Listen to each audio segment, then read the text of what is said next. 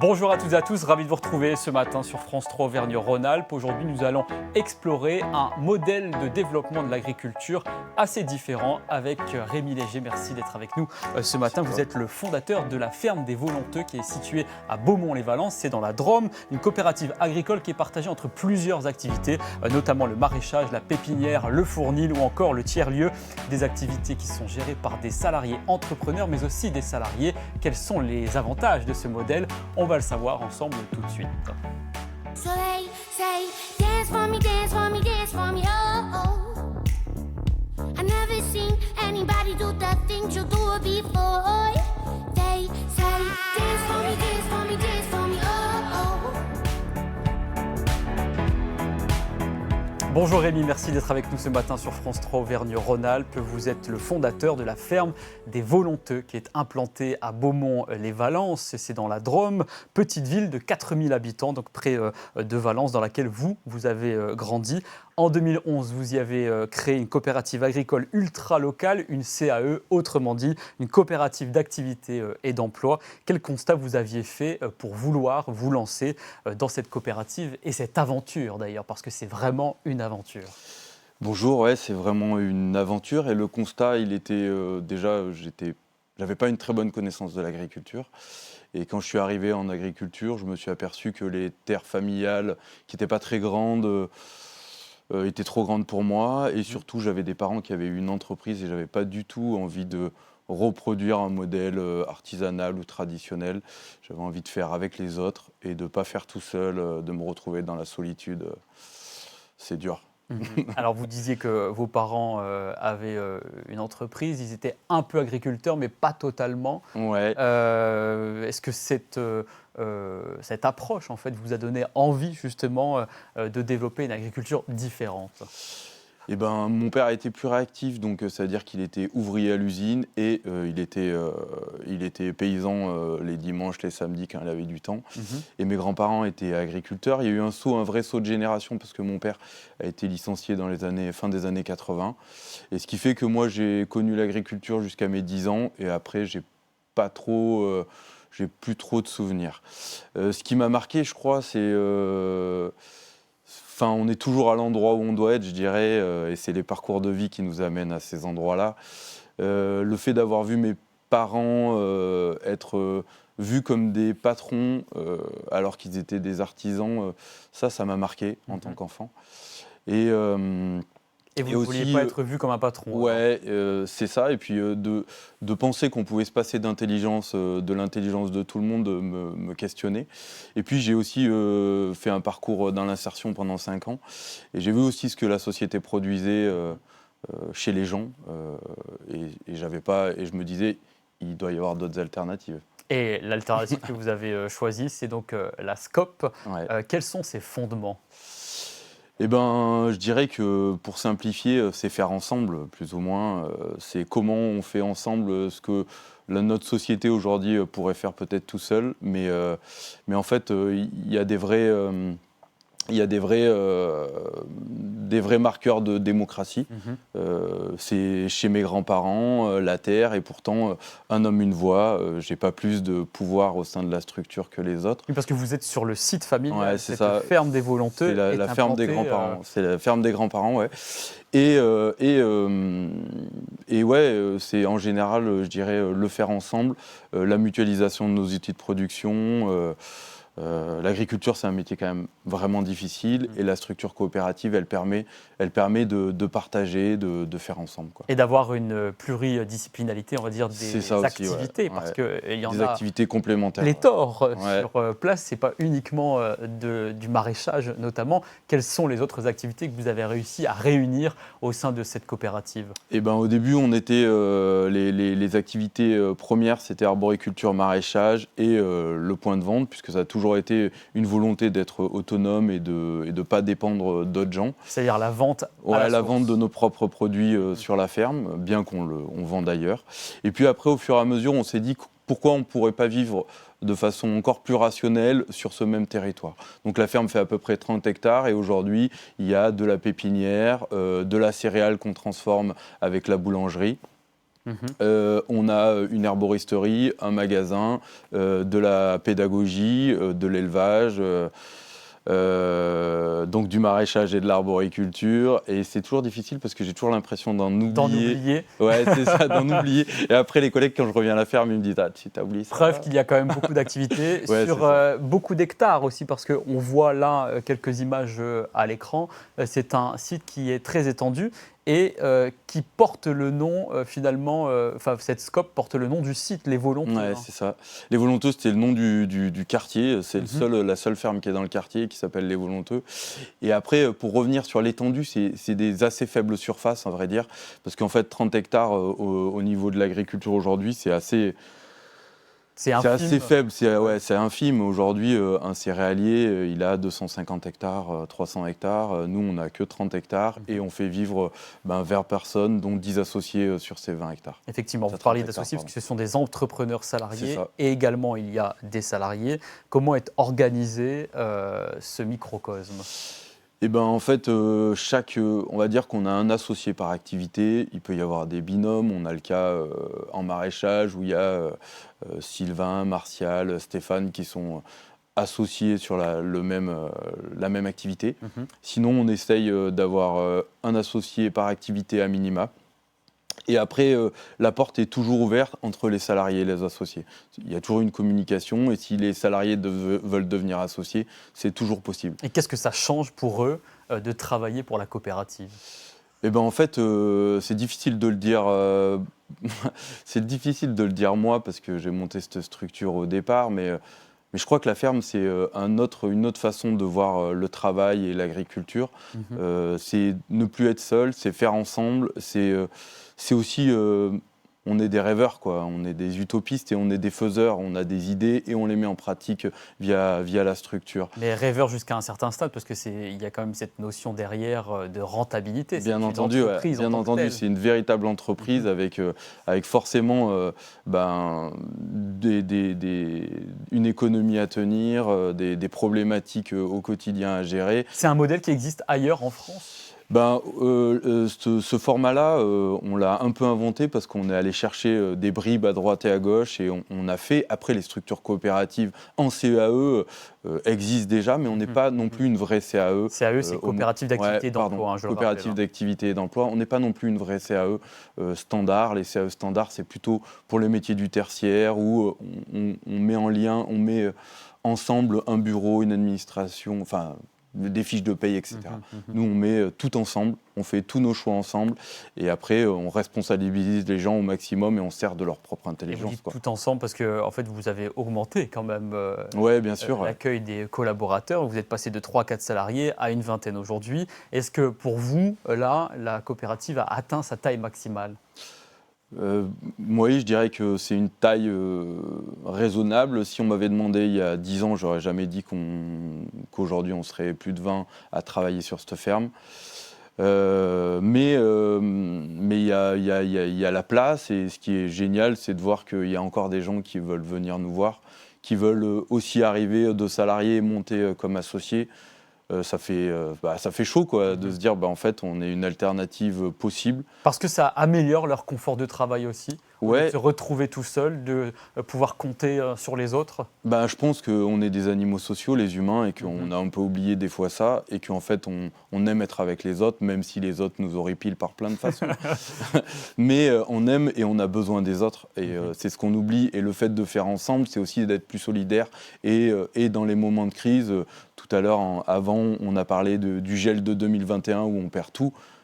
À ce moment-là, on peut comprendre qu'il y ait des agriculteurs qui se suicident quand ils sont tout seuls sur leur ferme, parce que c'est des moments tellement durs où on perd tout le travail de notre saison et même de plusieurs saisons. Alors que là, il y a une solidarité. Alors que là, il y a des gens qui sont là pour nous. On peut aider d'autres activités. On se sent utile. Et surtout, je pense que la majorité des gens qui viennent à la ferme, c'est des gens qui pourraient gagner 3 fois ce qu'ils gagnent aujourd'hui, mais Qui sont passionnés. Ouais, qui sont passionnés et qui trouvent un sens au travail qu'ils font ici, quoi. Et quand vous parlez des gens, il y a aussi les clients qui viennent directement Ouais. donc, dans cette boutique qui est sur place. Vous vendez l'intégralité de vos produits à cet endroit-là ou vous avez d'autres canaux de distribution? Ouais, on a d'autres canaux. Alors, ça a toujours été important pour nous d'être autonome sur la distribution parce que c'est quand même un des mâles de l'agriculture, c'est d'avoir cédé la commercialisation à d'autres structures par plein d'endroits et voilà.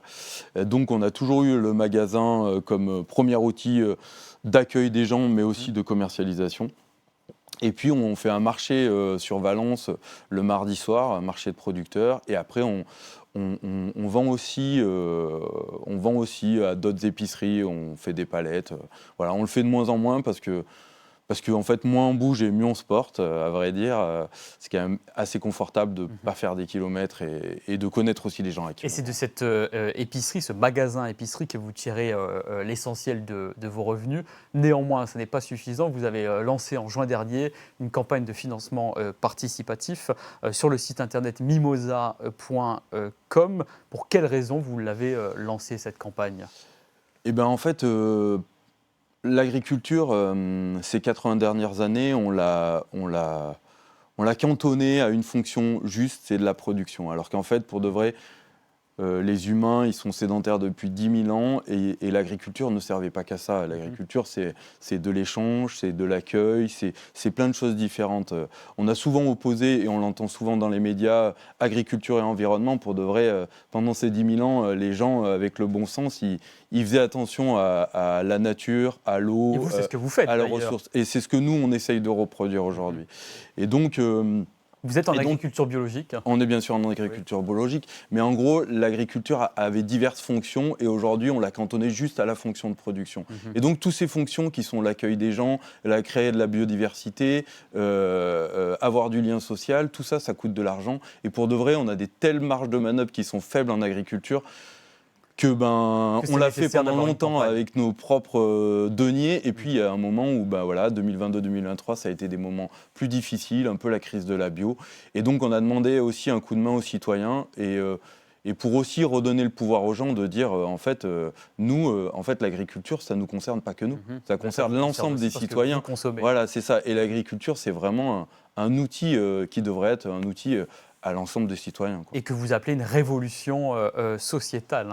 C'est Ouais, comme ça que vous le ben, définissez. oui, parce qu'en fait, je pense que quand on n'est pas dans l'agriculture, on ne se rend pas compte. Et pour autant, l'agriculture a des vrais impacts et peut avoir des vrais impacts. On prône une agriculture industrielle au quotidien. En fait, c'est l'agriculture industrielle qui coûte très cher à la société. Autant par la pollution, autant que sur les effets négatifs. En 1945, 10 millions de paysans, aujourd'hui 300 000 paysans. Et en 1945, on avait 40 millions d'habitants en France, aujourd'hui on en a 70 millions. Ce qui Et veut vous dire essayez au maximum d'avoir une autonomie Bien entendu, ouais. énergétique, notamment sur le site. après c'est Pas totalement facile à réaliser, ça. non, d'une façon générale, l'autonomie on la cherche au quotidien, mais c'est pas non plus, ça veut pas dire qu'on doit se passer de nos voisins, bien au contraire. Il faut se servir des richesses de chacun pour faire voilà. Aujourd'hui, on a monté en effet un projet énergie qui nous permet d'être à 80% autonome sur l'énergie. Ça fait partie de l'ensemble de la démarche de la ferme aujourd'hui. Et cette ferme des Volonteux a eu la chance d'avoir un travail mené par deux anthropologues de Lyon, de l'université de Lyon 2, Nicolas Posta et Béatrice Maurine, qui ont donc suivi dans le détail tout ce qu'on vient de présenter et rédigé donc ce livre qui s'appelle Au champ les Volonteux aux éditions Repas, qui retrace donc l'histoire et la philosophie de la ferme des Volonteux. On va continuer à en savoir un peu plus sur vous parce que maintenant qu'on a découvert votre état d'esprit autour de cette ferme, on va essayer de voir quel est votre univers personnel avec l'envers du décor. Dance for me, dance for me, dance for me, oh, oh. I've never seen anybody do the things you do before. They say, move for me, move for me, move for me, yeah. Alors Rémi, je le disais tout à l'heure, vous êtes à Beaumont-les-Valences. Néanmoins, au-delà de votre activité au sein de cette ferme qui historiquement est familiale, qu'aimez-vous faire dans la région? Est-ce qu'il y a un lieu en particulier où vous allez vous ressourcer? Les lieux que j'aime pour me ressourcer, c'est en général les bois et les animaux, j'adore. Ça me demande moins d'énergie que les humains. Et un rocher en particulier. Ouais, mais ce rocher, je l'aime bien parce que quand je pars de chez moi, quand je pars de la Drôme et que je reviens, à chaque fois, c'est un peu le symbole de chez nous, quoi. C'est le fait de le revoir de loin quand on arrive sur l'autoroute ou quand on arrive, même par le train, on le voit de loin. Et c'est le rocher du Turon. Ouais, c'est ça. On l'a pas nommé encore. Ouais, le rocher du Turon. Et c'est toujours un lieu que j'aime parce que c'est joli d'y être là-haut, mais aussi parce que quand on arrive de loin, ça me rappelle que je suis chez moi, quoi. Quelles sont les fantaisies que vous vous autorisez au quotidien ? Quand on est paysan, on n'a pas trop de fantaisie, pour de vrai. Et sinon, j'aime bien faire la fête. Ça reste une fantaisie, la fête. Non, mais la fête avec les copains, pour fêter le fait qu'on a une vie qui est chouette et qu'on a choisi. Et puis les voyages, j'aime bien voyager avec ma famille, avec les gamins, leur faire voir d'autres endroits pour qu'ils voient que ce qu'on a... on a de la chance de l'avoir et que c'est énorme de tout ce qu'on a, quoi. Quand vous faites la fête, est-ce qu'il y a une musique que vous aimez écouter en boucle ? C'est Stand Eye Patrol, j'aime bien, j'écoute bien en ce moment et j'adore ça, ouais.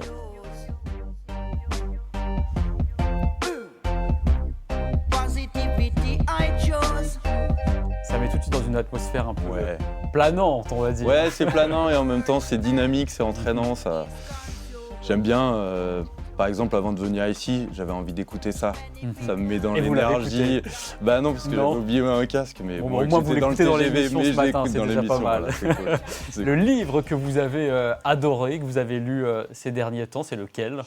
C'est Reprendre la terre aux machines. Alors, j'ai beaucoup lu avant, pendant mes études, et je lis très peu aujourd'hui. Je lis plutôt des trucs techniques. Et qui vous apportent quelque chose dans votre métier. Dans mon métier. Et Reprendre la terre aux machines...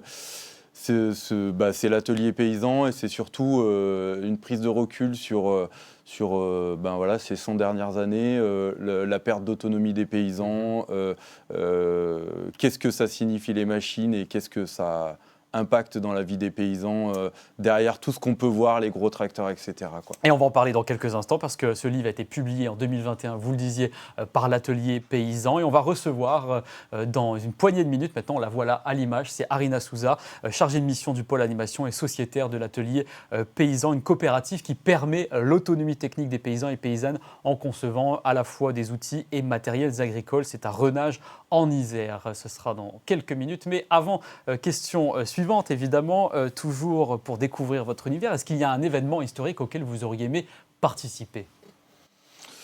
Je sais pas. Ou une période, en tout cas, dans laquelle vous auriez aimé peut-être vivre ? Je pense, on en discutait il n'y a pas très longtemps, là, les années 80, je crois qu'il y avait un vrai tournant à prendre dans cette période et dans ces années. Et qui n'a pas été pris comme et qui n'a pas été pris aimé. De mon point de vue, mais c'est toujours facile de juger l'histoire après, et quand on n'y est pas, on n'y est pas.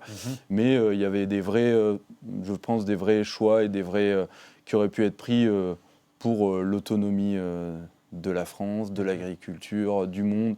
On s'est tourné vers le capitalisme de façon effrénée, sans trop regarder ce que ça allait impacter. Et même les gens qui savaient ce qui allait se passer, on les a ou pas écoutés, ou eux, ils l'ont pas trop dit quand ils le savaient, quoi. Style Total, ou voilà. Quelle est la personne que vous trouvez formidable, si ce n'est que vous avez voulu avoir dans quelques instants Arina Souza à vos côtés ? Alors, Arina Souza, moi, au début, j'avais répondu ma sœur parce que c'est une personne géniale. Elle fait partie de ces gens hyper simpes. Mais, pourquoi vous la trouvez géniale, votre sœur ? Ma sœur, pas parce que c'est ma sœur, mais parce que c'est une personne qui est hyper généreuse, qu'on ne voit pas comme ça dans la foule, mais qui est une personne... vous aimez ses qualités. Ouais, j'aime ses qualités. Et après, dans mon coup de cœur, c'est quand même l'atelier paysan, parce que l'atelier paysan... C'est symbolique de ce qu'on peut amener à l'agriculture, c'est-à-dire de l'intelligence plutôt que de la dépendance.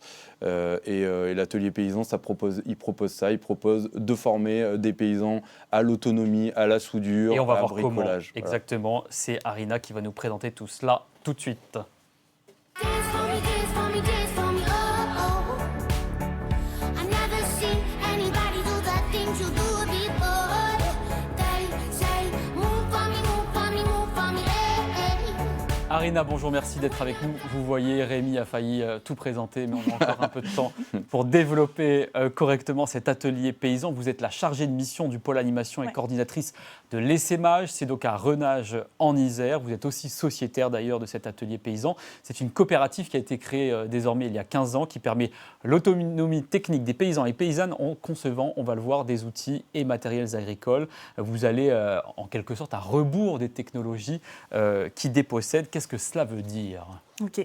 Alors la dépossession, telle qu'elle est entendue dans le manifeste qu'on a commis en 2021, et tout est dans le titre en fait. Le fait de reprendre la terre aux machines, ce qu'on met derrière ça, c'est une critique du modèle agricole, industriel, et qu'est-ce qu'il a généré sur une C'est-à-dire les population. grosses machines industrielles pour des immenses surfaces. Exactement, on est passé en fait en 80 ans de modernisation agricole d'un système qui valorisait justement les communs, les semences, l'eau, le savoir-faire traditionnel, des systèmes de polyculture élevage à des systèmes fortement mécanisés, industrialisés, où en fait tous ces savoirs et savoir-faire des communautés paysannes, artisanes, des communautés alimentaires disparaissent au profit d'une mise en dépendance à l'industrie de l'amont et de l'aval, l'industrie des semences, l'industrie machinique. Voilà, nous, à l'atelier paysan, sur ce qu'on fait à la coopérative, donc on est 200 sociétaires, plus de 25 salariés.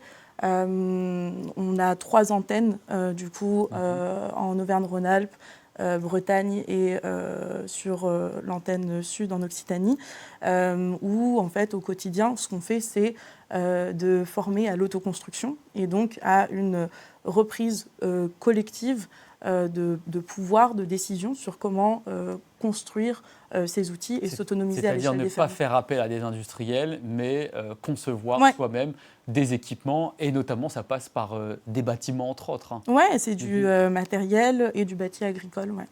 On va voir quelques images de ces constructions.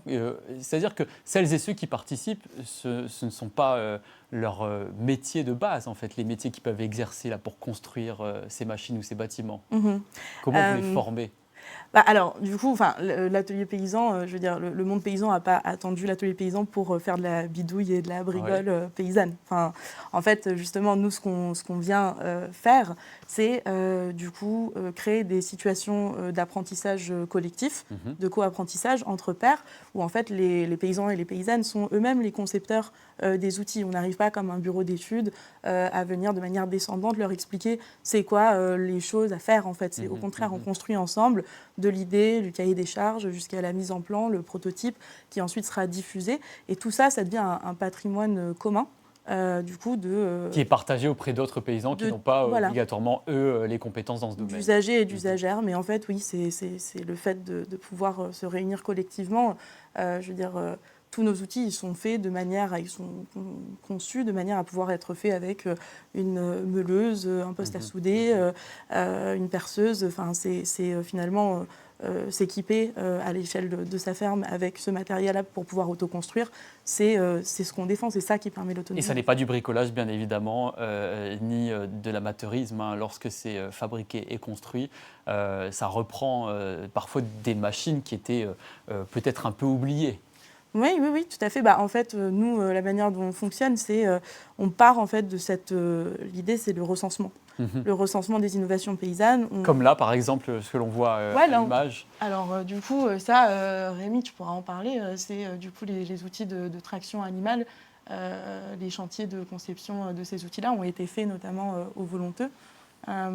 Et donc, du coup, là, on est plutôt sur du test. D'outils qui sont finalisés. Donc vous êtes un laboratoire en quelque sorte, la ferme des volonteux, des outils qui sont créés ou réadaptés ou remis au goût du jour. On est un laboratoire, on est un des multiples laboratoires parce qu'il y a de multiples paysans qui accueillent et qui font. Nous on l'a fait à des moments, on le fait encore pour quand ils font des grosses fêtes, ils viennent les faire chez nous parce que ça fait plaisir. Ça fait plaisir d'accueillir des projets comme l'atelier paysan. Et quand vous parlez de fête, ça permet de présenter. Ouais, on présente et on fait ensemble. Non, c'est pas la fête pour la fête. Les gens vont croire qu'on fait que la fête. Non, c'est bien parce qu'on fait des métiers durs, donc quand on fait la fête, on se rencontre aussi et ça permet de croiser des gens qu'on ne voit pas tous les jours. Vous organisez des tournées de recensement aussi d'innovation paysanne. Qu'est-ce que ça veut dire ? Ça veut dire du coup aller dénicher dans les fermes les inventions. Donc identifier finalement les faire l'état équipements de l'art, qui sont comprendre utilisés. qu'est-ce qui existe pour répondre à un problème technique qui va être permettre derrière le développement de pratiques plus agroécologiques, qui se disent de l'agroécologie paysanne. Et donc du coup c'est par la tournée de recensement des initiatives paysannes qu'on peut du coup recenser ce qu'on appelle technologie paysanne, donc tous ces outils et ce matériel et ce bâti agricole adapté aux À une fermes. agriculture plus durable. Exactement. Comment vous financez vos projets ? Alors du coup, l'atelier paysan, c'est donc une coopérative. Aujourd'hui, on a du coup une partie de notre financement qui est assurée par les formations au travail du métal qu'on fait. Du coup, comme je vous disais, on est sur des chantiers collectifs où on va avoir des paysans de toutes les filières qui vont vouloir autoconstruire des outils de notre gamme et donc ils peuvent se rendre sur nos sites, sur nos antennes, ou alors nous on peut se déplacer vers eux pour réaliser ces chantiers et ces formations sur les fermes. Et on ira voir tout ça sur votre site internet, Ouais. atelierpaysan.org. Merci à tous les deux d'avoir été avec nous ce matin. On va se retrouver lundi sur France 3 Auvergne-Rhône-Alpes à 9h bien sûr, c'est le nouvel horaire en cette rentrée. À lundi.